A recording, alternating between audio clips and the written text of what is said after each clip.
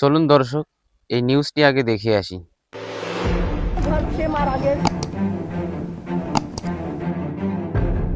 আপনারা দেখছেন কিভাবে হামলা করেছে স্থানীয় বিএনপি নেতাকর্মী।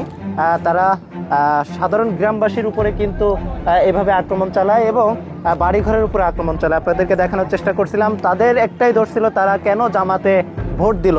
আর বিএনপির কথা, তাদের নমিনি কেন এইখানে জয়ী হননি, তার কারণেই কিন্তু এই মূলত প্রায় 150 বাড়িঘরের উপরে কিন্তু হামলা চালায় স্থানীয় বিএনপি নেতাকর্মীরা।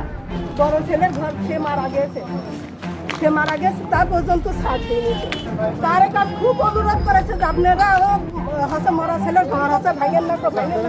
এই বাড়ি যে মালিক উনি ইন্তেকাল করেছেন, তার বাড়িটিও কিন্তু তারা ছাড় দেয়নি, আপনারা দেখতে পাচ্ছেন।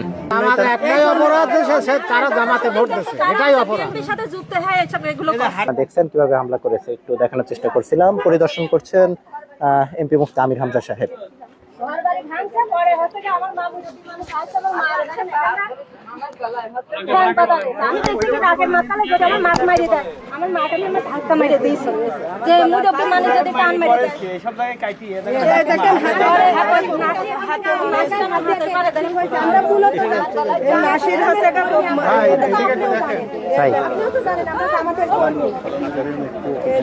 মহিলার গায়ে কি এভাবে হাত দেওয়া ছিল?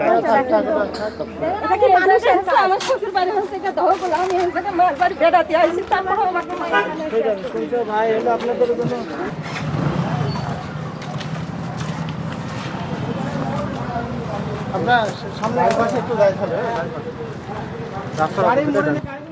পরিদর্শন করছেন নবনির্বাচিত এমপি মহোদয়, এমপি মুফতি আমির হামজা। আপনারা দেখছেন এই হলো অবস্থা। জামাতে ভোট করায় গ্রামবাসীর বাড়ি ঘরে কিন্তু এভাবে আক্রমণ চালায় বিএনপি নেতাকর্মী। ম্যাডাম কি জন্য ভাঙছে একটু যদি সংক্ষেপে বলতেন। এই ভোট হচ্ছে জামাত ইসলামে ভোট দিয়েছে বলে সেই জন্য হচ্ছে এই ঘটনা করেছে। কতগুলো বাড়ির উপর আক্রমণ হয়েছে?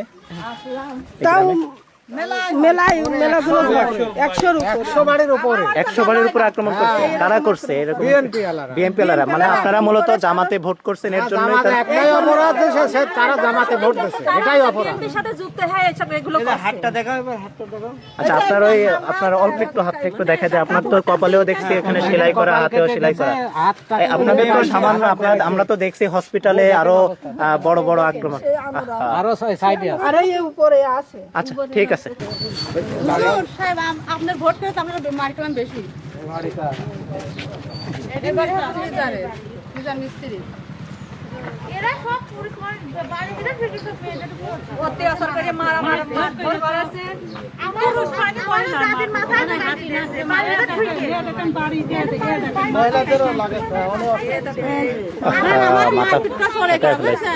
আমার পুরুষ টাকা বাড়ি ছিল না, আমার বাড়িতে ঢুকে মানে ভাই বাড়ি আছে না, বাচ্চা এনাদের বাড়ি চলে, আপনাদের বাড়ি মানে আমার সময় ঘরে আগুন ধরে দিয়েছে। আপনি আসেন, এই বাড়ি আপনাদের বাড়ি ওই দেখে একটু দেখে আপনাদের ঘুরে আসে, ঘুরে আসার এদিক যেতে পারবেন। বলেন তো আসলে মূল কাহিনীটা হয়েছে কি এখানে? আপনাদের বাড়িঘর কি জন্য ভাঙা হয়েছে? ময়সার, হ্যাঁ, তারপর রাশিদুল, জি। তারপর জদ আলী, সাদ আলী। আপনাদের মূল দোষটা কি ছিল? জি, আপনাদের দোষটা কি ছিল? কি জন্য ভাঙলো? আমরা জামাতে ভোট করেছি তাই। ওকে, ঠিক আছে। এ কেমন কথা বন্ধুরা, এ কেমন কথা যে জামাতে ইসলামীতে ভোট দেওয়ার কারণেই তাদের বাড়ি ঘরগুলো ভেঙে দেওয়া লাগবে? এটা কোনো ধরনের কথা? আমাদের দেশের আইনের প্রতি দৃষ্টি আকর্ষণ করি, প্রশাসনের লোকদের প্রতি দৃষ্টি আকর্ষণ করি, তারা যেন এদেরকে ধরে এদের যেন বিচার করে। কারণ মানুষ তার পছন্দ অনুযায়ী ভোট দিয়েছে। তাই বলি জনগণের প্রতি এই জুলুম করা এটি সম্পূর্ণীয় উচিত নয়। জনগণের পছন্দ থাকতেই পারে, তারা তাদের পছন্দ অনুযায়ী তাদের পছন্দের মার্কায় ভোট দিয়েছে। তাই বলি জনগণের প্রতি এই রকম তাদের বাড়ি ঘর ভেঙে দেওয়া লাগবে, এটা মোটেও শোভনীয় নয়, উচিত নয়। কারণ আপনি যে জুলুম করেছেন, আপনারও যখন পতন হবে তখন আপনি কোথায় যাবেন?